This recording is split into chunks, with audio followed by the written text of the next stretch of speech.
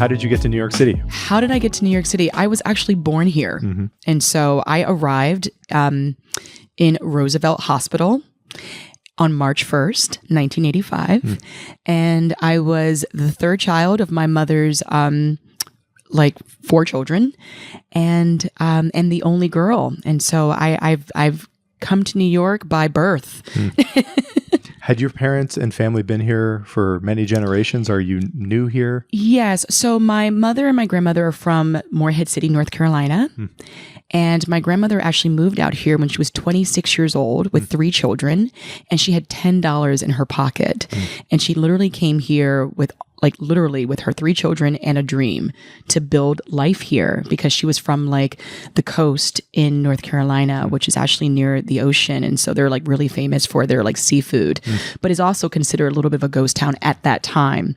And she knew that there was no way that she would be able to build the life that she actually wanted to build living in this supposed ghost town, and decided to come to New York City and take a risk on being the first out of her family to move out of North Carolina to be able to build life here in New York City. Do you have artists in your family?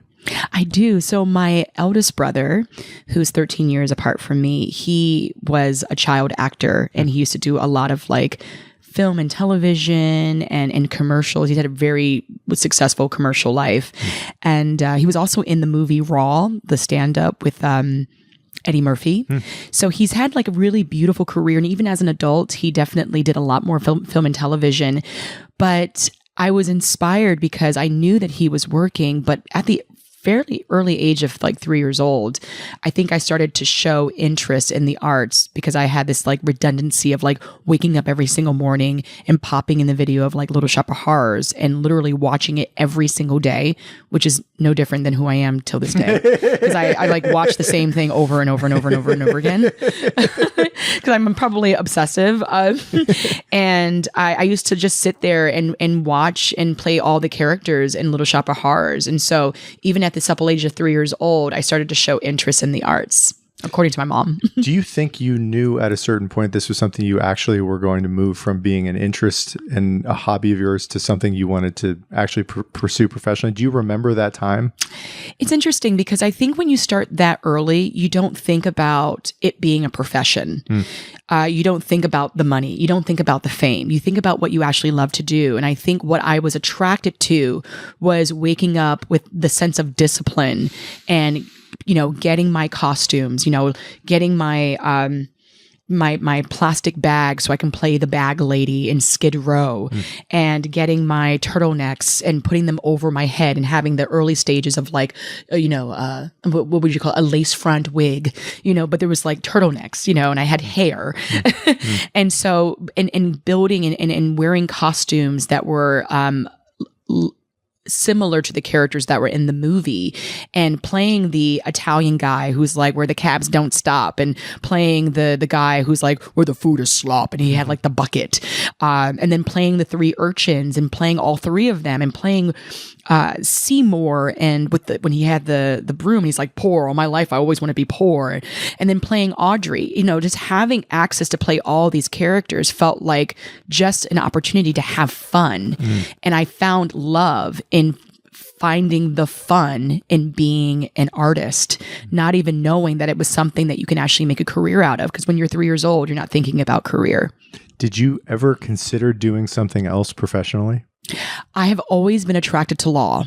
So every time that I pass by, Center Street, I can smell the wood inside of a courtroom. I also, when I was the age of 17 years old, I did an internship at the DA's office.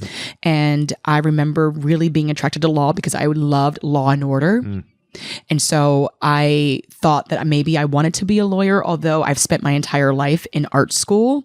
But I remember doing a mock trial when I was in Center Street as an intern, and the judge, who had no idea who I was, after I did my mock trial, he was like, "Miss Sajous, you're either going to be a fabulous actress or you're going to be an excellent lawyer." And it was funny because unbeknownst to him, I actually had found out I got into NYU as an actor, but I also had gotten into another institution. It was Hampton University, and I was going to take on political science. So it was in that moment I realized, ooh, I think I'm going to go for NYU and choose to be an actor, because I wanted to use this opportunity to learn law to really see where I actually belonged. Tell me about the journey to getting to NYU. Or you made that decision, as you just said, but how did you come to even be interested in going there? This is earlier in your life, but in high school, I assume. Was that the dream? How did NYU get on your radar? Yes. So I went to LaGuardia High School, where I was in the drama department. And what I love about LaGuardia High School is that, there's all these sub-departments. So you have vocal and dance and drama and art and instrumental. And they even have like these offset programs where you can learn to be like part of like theatrical staff. You can learn engineering and things like that. That's all is kind of encapsulated within the theatrical diaspora. But what I thought was really cool is that when I was at LaGuardia, I also had I went to after school programs too. So I was at Harlem School of the Arts, and I was taking more acting classes, and I was learning classical work and Shakespeare. And so for me, NYU made sense, especially being a New Yorker. I was I just want to stay here in New York. I want to work in New York. And so if I can get my education and stay here in New York, then I'm just literally on the path. So NYU was a very obvious choice for me, despite it also being very competitive. The interesting thing is that I auditioned to be in the CAP 21 program. So when you audition for NYU, you can sing and you can do monologues, but they ultimately choose what program they're going to put you in. So the CAP 21 program, which is a musical theater program, I did not get into, but they put me into the Playwrights Horizons program, where you learn directing, design, and acting. So I was kind of forced into this extraordinary program where I got a chance to literally be educated in all facets of the arts, unbeknownst to what my intentions were going into that program. Tell me about the role of NYU in American culture and the arts specifically. I mean, it has the reputation of being one of the best universities in the country and probably the world for this area of study. But what was your understanding of the esteem of that place before you got there? Yes. Well, also being a woman of color, I knew that from what I understood from guidance counselors, it lacked diversity, and that you had to be a scent of elite financial stability to be able to attend NYU, and that the likeliness of me getting a scholarship was likely, but not guaranteed. And so I also knew that I was going into a very competitive program. And I think because I'm a competitive person, that I was determined to get in. I remember my guidance counselor telling me, she's like, I don't know. I mean, it's kind of expensive, and I don't know if you'll be able to get into the program, and your grades are great. I mean, they're good, but they're not great. And I was like, but what is considered greatness? I was still giving above a 3.5. I didn't know what their determination of greatness was. And so I remember I was probably at a 3.8 maybe. And I remember my SAT scores were still fair, they were good, but they weren't great. And so I was determined that even though I was probably living in what considered to her was mediocrity, I knew that I believed, because of my love for what I do as an artist, my talent was at least strong enough to support the grades that I was bringing in. I had to believe that, because I think one of the best things about being an artist is that you truly have to believe in yourself. Yeah. Why tell stories if you don't believe that you are capable to tell them? Because what we do is an act of service. And so you have to have some confidence to be able to show that what I do is what I love to do, and I'm gonna choose a program that's gonna support that, despite it being so elite. What still resonates about your experience at NYU? What mattered? What helped? What was formative about it? I love the diversity of what I was educated in. When I think about Playwrights Horizons, 20 years later, here I am directing, not even knowing then that I would be directing as much as I've had the opportunity to direct 20 years later. The the access of friendships. There's a lot of professional friendships that I've made in that program. NYU had a lot of, and still has a lot of extraordinary talent that's come out of that program. And I have a lot of friends right now who are like leading TV shows and also writing for them. A lot of friends who are movie actors. Like there's a lot of people who are actually building in their career right now. And I think that NYU taught you to be a builder. And so coming out of Playwrights Horizons and then going to classical studio and learning the classics and Shakespeare and Moliere, and to then go to Amsterdam and, you know, take on a program internationally, left me very full when I graduated out of the institution. Did you have a sense when you were getting out of NYU of exactly or roughly what you wanted to do, like where your direction was heading? I was very clear because unbeknownst to a lot of people or a lot of my friends or anyone that actually goes to NYU, if you take classes over the summer, it's actually cheaper because that school is very expensive. Yeah. So if you actually make the space to like go through your first year, but take some summer classes that summer, go through your second year and take some summer classes that summer, by the third year, you can actually find yourself with only 8 credits left. And so now I then graduated in 3 years rather than going through the whole 4-year program. And with that, the only reason I did that, one, was to avoid this extraordinary bill. But number 2, I wanted to start working as soon as possible. So the moment I left Amsterdam, which is considered my 3rd year of college, which is also considered the year I technically graduated, because I'm class of 07, but I finished 06. I immediately got into the world of auditioning as a non-union person, and then was able to book my first non-union job as a performer in the non-union tour of Rent. So then I went on tour for a whole year, which was kind of like amazing for a 21-year-old just coming out of college. So I got a chance to really learn how it was to like preserve income, make my money back, try to put that money towards my my school loans, because I walked away owing $76,000 and then was able to pay that off by the age of 25 because I wanted to make sure that I was always incrementally paying back towards my education so that way I wouldn't be carrying that burden past 25 years old. So the direction was hoping to be a performer in musical theater. Was that the general trajectory you wanted to go on, which it sounds like you made real? Yes. Well, it's interesting because I didn't know what field I would be in. Like I knew I was a lover of the arts. And to be honest with you, because I went to classical studio, I did imagine my life going to like London and performing at the Globe Theatre and doing Shakespeare, because I had done Shakespeare ever since I was 13 years old, going back into the whole high school world of going to Harlem School of the Arts, which was also Classical Theatre of Harlem at the time. I really thought I was actually going to be a Shakespearean actor, which is really funny because I'm obsessed with Shakespeare and I love the iambic. Love the iambic.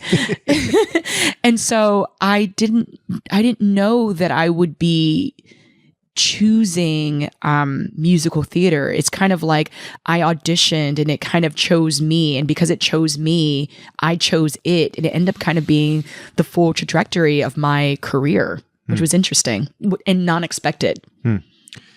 I know a little bit about what you've been involved in, but where did your career go after your initial opportunity? What still stays in your mind in terms of your mid-20s, late 20s? What was important? Yes, I made my Broadway debut in a musical called American Idiot, and had the privilege to work alongside Green Day, which was definitely being a millennial, was our our punk music that we leaned into. And, you think about post 9/11 and how, you think about that album was instrumental in what we were experiencing in a political world. It was kind of extraordinary to then work with like Billie Joe Armstrong and help build the narrative into a production. So that for me was definitely pivotal because it started my career on Broadway at the age of 25. How did you get that opportunity? Oh, How my did you goodness. make that real? Yeah. This seems, I've met a lot of artists in the last year, and there aren't that many that make it to that to that venue. It's hard. I would imagine this must have been a dream come true, but how did you actually do it? Yes, I was lucky enough post-college to have an agent because, in college they also have, what do they call them? When you have, what's the word that I'm looking for? When you, oh boy, I'm at a loss of words, but you kind of audition monologues. Showcase. They're showcases. Yes. Yeah. And, you have a lot of these agents and managers who come from all different parts of the city and probably across the country. And they want to shop around for who they want to take on as part of their clients. And I was very lucky to get an agent from my showcase from college. And that gave me the opportunity to have access to audition for things I probably wouldn't have access to audition for if I wasn't being represented by someone. And so I just auditioned for what was at the time called the Untitled Punk Rock Musical, directed by Michael Mayer, and who I loved because of Spring Awakening. And I was just lucky enough to audition. It was Jim Carnahan's office at the time. And I auditioned, and I remember getting hired for the Untitled Punk Rock Musical workshop. And it's funny because I think we knew it was Green Day at the time, but like Green Day wasn't involved at that moment, but we definitely were using the music. So it became very crystal clear to us, like, oh, we're doing a Green Day musical. Yeah. And I was part of the workshops for several years. And then we went to Berkeley to do a preliminary run of the musical where I got a chance to play the extraordinary girl. So I learned a lot of aerial work for that production. Never done aerial in my life. And here I was now flipping in the air and somewhat was an acrobat and singing and spinning and belting and doing all this crazy stuff that I didn't expect to do. And then we eventually, a year later, went to Broadway. And what was really cool, we actually performed at the Grammys first, before we introduced our show on Broadway. At that time, were you having crazy imposter syndrome? Or did you kind of always have a sense that this was your destiny? You were this was supposed to happen? Where was your head at that time? Yeah, imposter syndrome. I know that's something that we all kind of experience in a way. I think the privilege that I had in being in New York and being a New Yorker is that when I looked at Broadway, I was like, oh, I'm supposed to work there. It for me, it's almost like, like I remember I used to work at Dizzy's Club Coca-Cola, which I love, is a jazz club in Jazz at Lincoln Center on 59th Street. And I remember when I walked into that building, I was like, oh, I really want to work there. And I end up working there. I just think there's a mentality as a New Yorker, when you say you're gonna set to do something, you just kind of set that intention and you try to make it happen. So for me, I didn't look at Broadway as the top echelon of making it. For me, it was like literally in my backyard. And I was like, this is where I want to work, and I intend on working on Broadway. So imposter syndrome didn't happen at that time because I think I was just so happy to finally work in the field that I wanted to work in. But I think imposter syndrome starts to set in after you get that first opportunity and you're wondering, is this ever going to happen again for me? Am I ever going to have show number 2, show number 3? Is this going to be a long-term career? Yeah. I would imagine, to me, Broadway is akin to playing in the NBA or the NFL, in the sense that these are the best. I mean, the pros are here. It's the Olympics. Did you sense that you belonged, that this was, that yes, you were around a bunch of talented people, but you could hack it? Yes. It's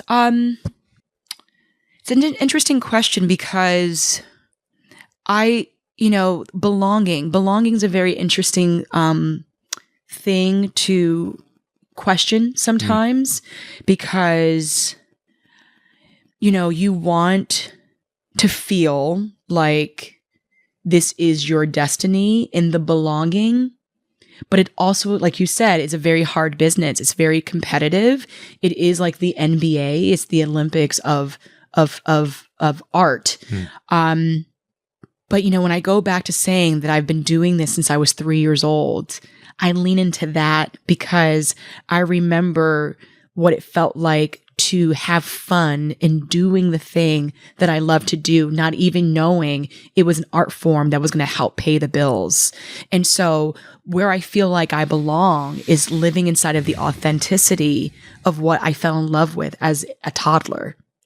I think that's extremely very, very well said, and I think is an underappreciated component of a lot of the people who do make it to Broadway, in the sense that many of them, in my experience and the people I have met, have known their identity is linked to the thing that they're trying to honor. It's almost like a flower blossoming. That's right. It has been at root since the time they were very young. That's right. So it's almost like a natural progression into a venue like the Broadway scene. I don't know if that's sort of how you see it, but it's true. I think I would be confused, and this is not to sound pretentious at all. I would be confused if I've gone through this lifetime not doing Broadway. It would confuse me because, once again, it was the thing that felt like the natural progression. Like when you graduate from college, I intend to go into Broadway and that's where I want to go. For me, it just kind of made sense.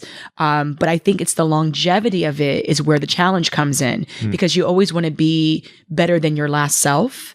And you always have to prove that to the industry that you're ever evolving and that you're not your last character, that you're someone new and you're someone now mature and you're older. You're not 25 years old anymore, but you're a 41-year-old woman, which means now you're playing like mothers.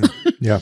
And you're playing aunts and you're playing these kind of like fully realized characters that have a little bit more girth than when you were playing it at 25 years old. Yeah. Holding on to the NBA analogy, I mean, there are a lot of young boys who grow up shooting basketballs from the time they're 3 or 4 and they're obsessed with playing. And a small percentage of them end up playing at Madison Square Garden professionally. Right. So I do think there has to be, the identity component is extremely important. There does have to be a level of talent, I think, that's there as well. But I think the part that often doesn't get talked about very much is the effort, how hard people work, you know, the years that they put in to get an opportunity like being on Broadway for the first time. That's, to me, the more interesting story of people can be blessed naturally in a lot of different areas, but becoming someone at that level almost always requires a lot of day in and day out discipline. I think you used that word earlier. Yes. I'd love to hear about what you did, the things, the habits that you implemented and enforced or just made happen in your actual life that led you to have opportunities like that. That's right. Yes. I believe in education, and I think through education, it teaches you a sense of discipline. And I always say, like, you don't have to go to the top institution to have an education. I mean, an education is like going to the museum or watching your favorite movie and understanding how a director is using his cinematography. Reading a book, I think there's a way to always kind of receive education, but that education kind of teaches you a sense of discipline because you want to kind of live up to those things that you aspire to be. And you realize that it does take a certain kind of work ethic, and that work ethic also means preparedness. Like, how do you show up to a room and how do you prepare for the thing that you are doing? And I think one of the things that I learned very early on, which is why I'm so grateful for my family being so supportive in seeing me as a toddler and saying, like, wow, she really is obsessed with Little Shop of Horrors, and we need to put her into something so that way she can find an outlet. So even at the age of 7, I was at Lee Strasberg's School of Acting. I learned the method at 7. And I think that also taught me a discipline. So every Saturday after having school, for 5 whole days, here I am on Saturday morning, waking up and going to acting classes. And then that evening I would have like dance classes in Harlem. And so I learned kind of like the discipline to cater to your craft very, very early on. And it hasn't really like changed, many years later, because I still believe that you have to be proficient in making sure that your voice, is an instrument, going to vocal lessons. Sometimes, and although I trust myself as an actor, sometimes I'll have to hire a coach to help me prepare for something just to make sure that I'm keeping my muscles sharp, because it is still a muscle. And, we have life and we have a world where things are constantly changing, and there's all the complexities in our politics that can be very distracting.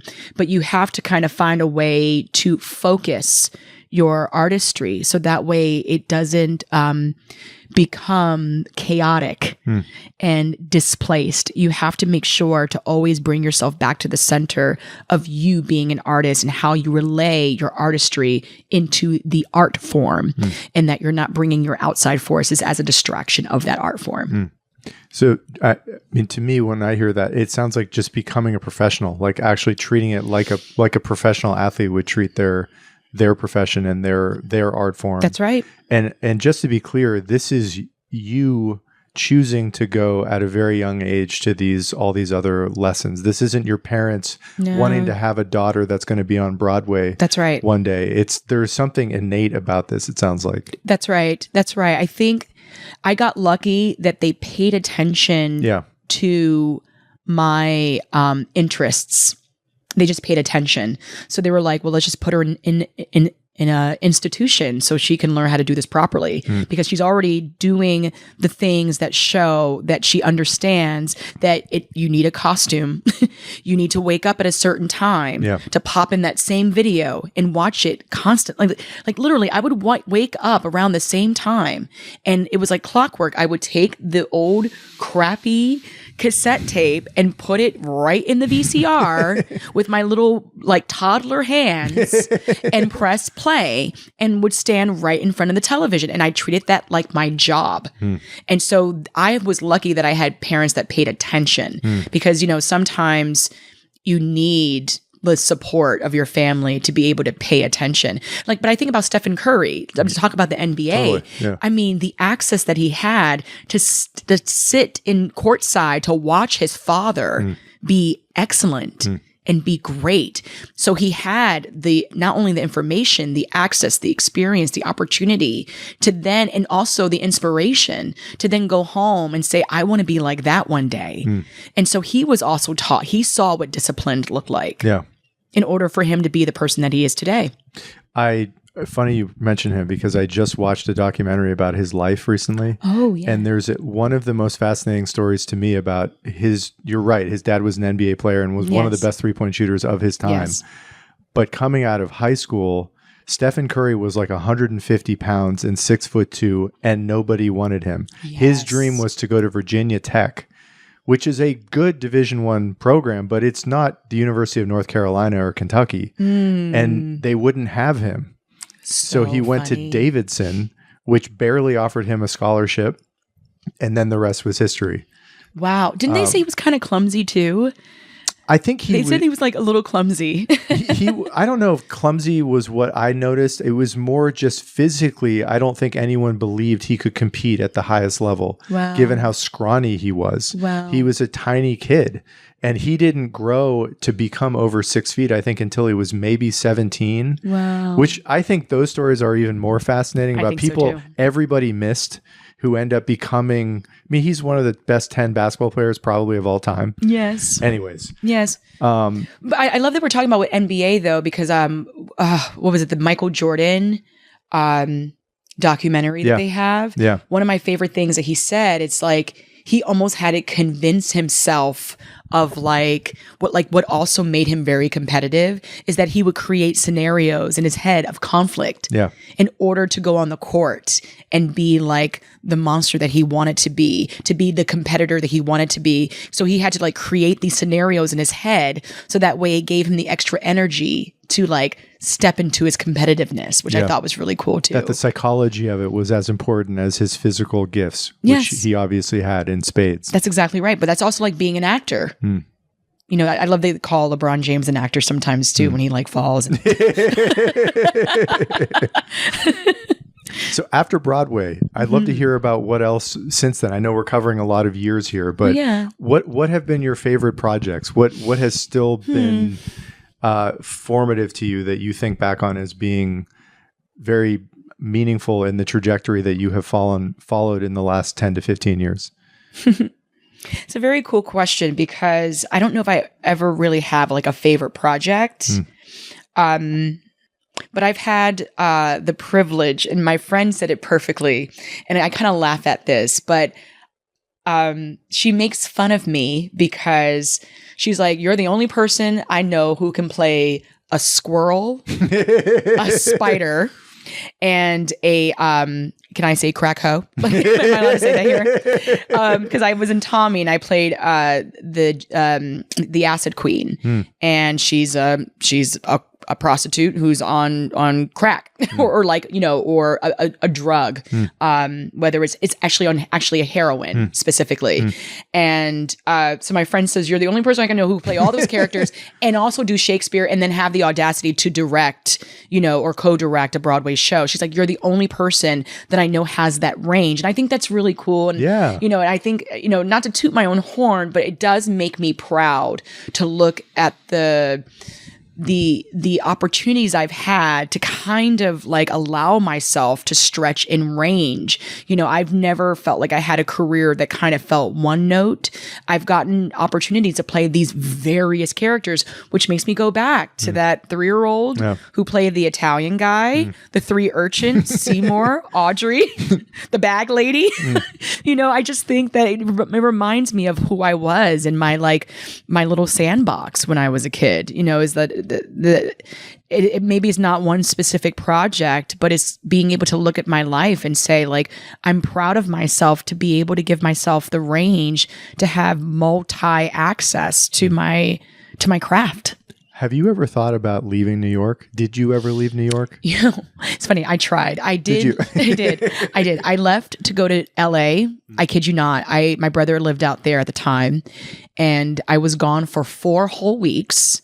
And I kid you not, in those 4 weeks, and I had my bags packed. I even had someone subletting my apartment. I was like, let's just see how this goes in Los Angeles. And I knew going to Los Angeles, like everybody else does, that I would be starting fresh. So I was like ready to be like a barista or work at a yoga studio. I was ready to start fresh because I had just finished maybe my fourth Broadway show, which was Holler If You Hear Me. So it was like, American Idiot, Baby It's You, then Spider, and then I believe, it was Holler If You Hear Me. And so I was very ready to kind of just start anew. And I kid you not, I was there for 4 weeks, and I got a phone call from my agent saying, like, I don't know what's happening, but you didn't audition for any of these projects, but, oh no, it was Spider. So it was 1, 2, 3. Yeah, I think it was probably my fifth show. But I was asked to come in to do a workshop of SpongeBob. I was also asked so in that workshop, a couple of weeks after that workshop, I was asked to do a production at Denver Center of The 12. And it was another workshop that I was asked to do. And the ironic part is that all of them were in alignment. So I was able to come back to New York. I had 3 jobs that I was allowed to have, and they all worked out in order. Like nothing conflicted with the other thing. So I kind of felt like that was in a very aggressive way of telling me to come back. And I haven't really gone back to LA with the intentions of like living there since. I think I'm supposed to be in New York. It was just really odd how that happened, actually. Has the life of being an artist, we've talked a little bit about money off mic, but how difficult has just the reality of living here, paying bills, getting an apartment, did you come to a point with your Broadway success where that was no longer quite as pressing of a concern as maybe it once was? I'd love to hear about how you've dealt with just the economic reality of being in one of the most expensive cities in the world. Yeah, I know. It's expensive. It never goes away. It never goes away, and it's only getting more expensive. Oh, yeah, that's a good question. Sometimes I do have to ask myself, how did I survive this? Okay, I will say I am not afraid to go back into jobs that may require me to work as a hostess somewhere or a bartender. I'm not afraid. I'm not too above my artistry to not be of service in the hospitality world. Because when I mentioned going, working at Dizzy's Club Coca-Cola, I first worked there when I was like around 21 years old. But then I surely did go back and worked there when I was 30 because I was in between jobs and I didn't have a show that I was in. And I remember working at the Apollo Theater as a bartender, and I remember the feeling. I was like, am I supposed to feel embarrassed? And I was like, no, this is what it's supposed to feel like. That, like, this is okay. And maybe it's just the momentum to get you back in a show. But I remember someone remembering me from Spider-Man. And they said, weren't you in Spider-Man? And which is really odd because with all that extravagant makeup, I don't even know how they knew. It was really me. And I said, yes, I was in Spider-Man. And they were like, yeah, I totally remember you. And I remember that feeling of like, oh, I feel so seen and I'm embarrassed. Oh my God, why? But why am I embarrassed? Why am I supposed to feel embarrassed right now? Like, that's a chosen feeling that I'm putting upon myself.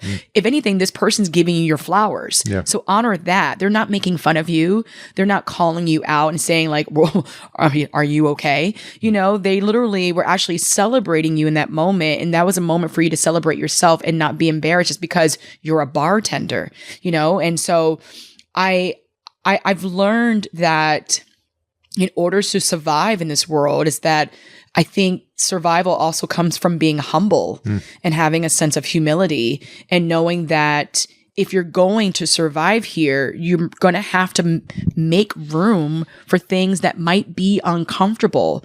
But is it really that uncomfortable when you're paying the bills? When there's food on the table? It can't be uncomfortable when you are still providing for yourself. And I think at the end of the day, when you are in a place to provide for yourself in this very expensive city, there's a blessing there. And I think it makes room to then receive bigger blessings in the future. We talked a little bit about excellence off mic as well. And I would love to get your thoughts on what that means to you, both in coworkers and in yourself. How do you think about excellence as it pertains to your craft and just work in general? Do you kind of know it when you see it in others? I'd love to hear you talk about that. Yes. I think it's something that I'm always trying to achieve. And I can't say I've always been excellent in trying to be excellent because I'm also human. That also comes with a lot of complexities. Sometimes you don't always want to memorize stuff, but I do believe, I always come back to this quote, and it's Stanislavski. It's love the art within you, rather you within the art. I think that grounds me a lot because it reminds me that it's not really about me. And if I'm loving myself within the art form, then I'm not really loving the art within me. And I think when you lean into loving the art within yourself, you don't want to neglect the opportunity to be great in it. And I think excellence comes from wanting to do your very best to be of service to the art form. And I think when you respect the art form, when you know that it comes with a certain work ethic, a certain preparedness or education, or maybe you're still in training for something, whatever it is that you choose to do in order to be great at what you're doing, I think the excellence comes from the care and the humility and the integrity that you bring to what you do. Well said. Thank you. This is related, but I like to close with the same question for guests. And it's about how they think about the word success. And I'd love to hear maybe for you about how this pertains to what the future might look like for you. If we were to talk in a year or 2 or 3, how does a future that looks successful look like for you? What does that word mean to you at this point in your life and your career? Oh, Dan, that's a very good question. This is going to sound very cliche, but if I'm so lucky to continue doing art and being a service of art, and whether I'm in front of the table or behind it, I think that is success, to be able to still do what you love to do. I think that we are so lucky to have the privilege of choice. And once again, I go back to saying, like, us choosing it and it choosing us. When that relationship is evenly yoked and you find that sweet spot where the thing that you love is also choosing to love you in any aspect of our lives, whether it's through art, relationships, whatever it is, I think that is success within itself, is that evenly yoked relationship that is reciprocal and that is ever evolving, ever challenging, ever complex. I think that is a part of life. And I think that even just living and breathing is a part of success. Having our health is successful. Having relationships with our families and knowing that things are ever evolving and beautiful is successful.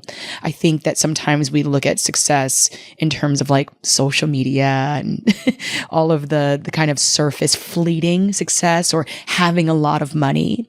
But as long as I can put food on the table and feed my dog Romeo, I am very successful. Amazing. Thank you so much for doing that. Thank you so much.